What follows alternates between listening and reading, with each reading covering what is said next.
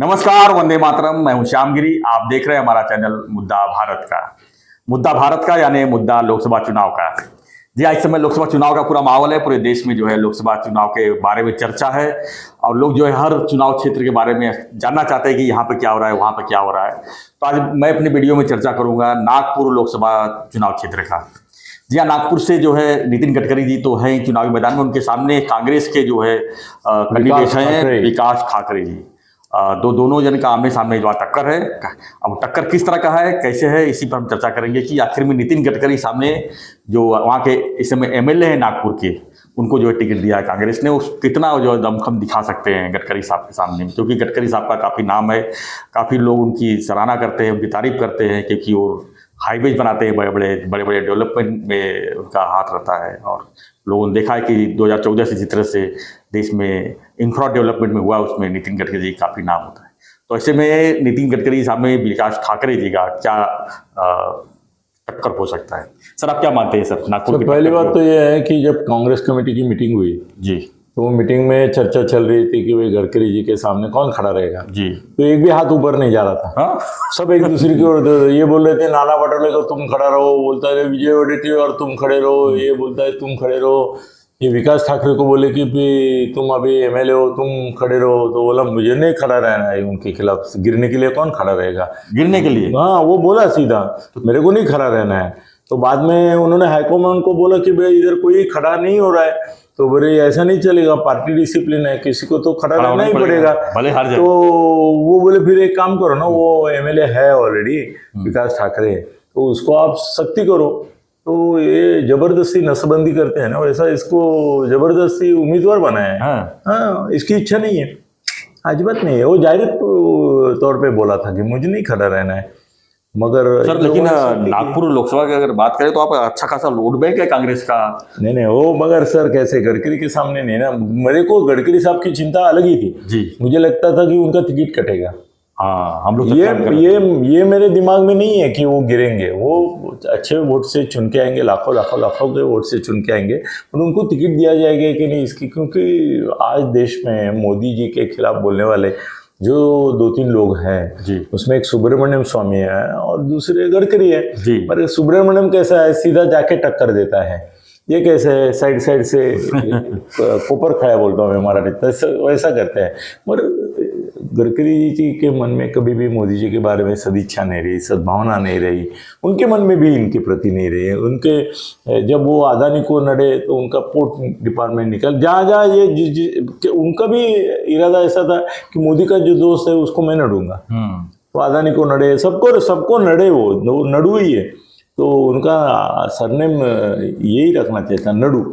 तो सर मोदी को गुस्सा था, तो वो गुस्सा उतर। सर एक तो वीडियो है आपके पास, मैंने दिखाया था आपको कि ये ऐसे गडकरी खड़े हैं और मोदी साहब सबको सलाम नमस्ते करते करते जा रहे हैं। तो गडकरी जो है वो पहले सामने देखते रहते, ऐसा जैसे किसी की ये चल रही है। तो और जैसे ही मोदी आते हैं सामने और नमस्कार करते हैं, उनकी तरफ न देखते हुए ऐसा देखते हैं, मतलब अवॉइड करते हैं। तो उनकी दुश्मनी तो बहुत है। तो मेरे को लगता था इनको टिकट नहीं दिया जाएगा। और कैसे ना संघ परिवार ने बोला कि भाई मोदी जी को बोला होगा कि भाई गडकरी एक सिंबल है, ब्रांड है, आरएसएस का है, शुद्धिकरण का है, एक भ्रष्टाचार विरोध का है, तो उसको टिकट नहीं देंगे तो बुरा मैसेज। चाहे तो आप बाद में उनको मंत्रिमंडल में मत रह लेना, नहीं तो अभी जो गवर्नरी काम कर रहे हैं उसमें ही रख देना उनको, तो मान दो ये।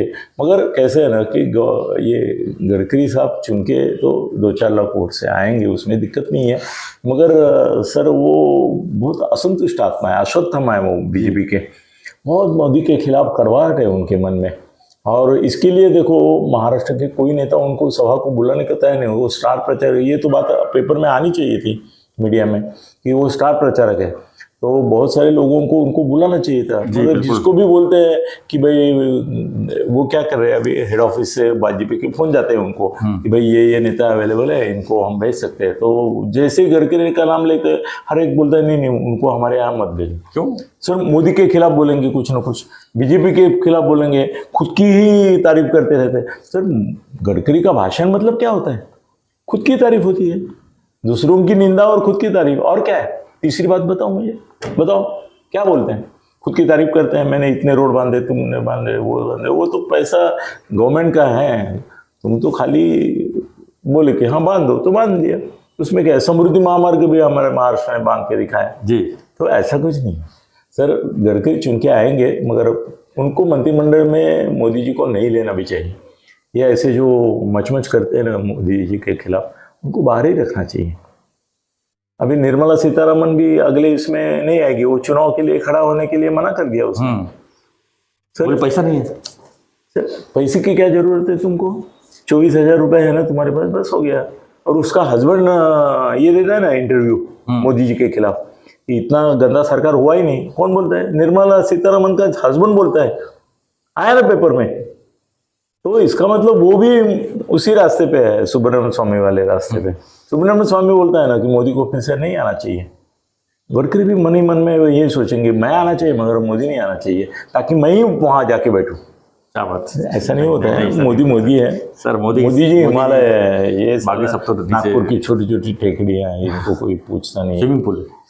तो सर ये चुनाव जीतेंगे, मगर उनको मंत्रिमंडल में लेंगे कि नहीं लेंगे मालूम नहीं मुझे। सर नागपुर की अगर बात करें हम कि 19 अप्रैल को चुनाव है, पहला चुनाव वहीं पे है, मतलब कि जो पहला फेज का जो चुनाव होने जा रहा है नागपुर में है और भी बाकी जगहों पे है। लेकिन क्या देखते हैं सर, नागपुर का जिस तरह डेवलपमेंट हुआ है तो उसको देखते हुए आप क्या मानते हैं कि वहाँ पर वहाँ के लोगों को क्या कुछ समस्या है मेरे हिसाब से कि या गडकरी देखो, किसी भी शहर में आप कितना भी कुछ करो जी, कोई आपको बोलेगा नहीं कि आपने सब कुछ कर लिया 100%।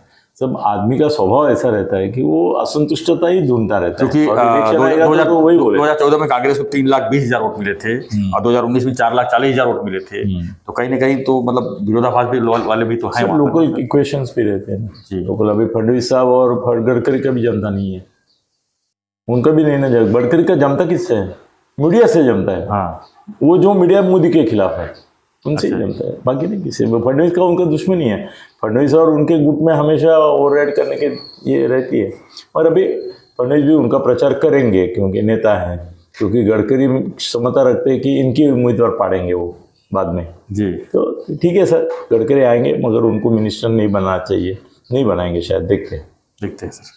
ठीक है, आपकी क्या प्रतिक्रिया है गडकरी साहब के बारे में? आपकी प्रतिक्रिया तो हम बराबर देखते रहते हैं, लेकिन खासकर नागपुर के बारे में आपका क्या कहना है इस पर हमें जरूर लिखिए और बने रहिए हमारे साथ, देखते रहिए हमारा चैनल मुद्दा भारत। धन्यवाद। जय हिंद, जय महाराष्ट्र, जय श्री राम।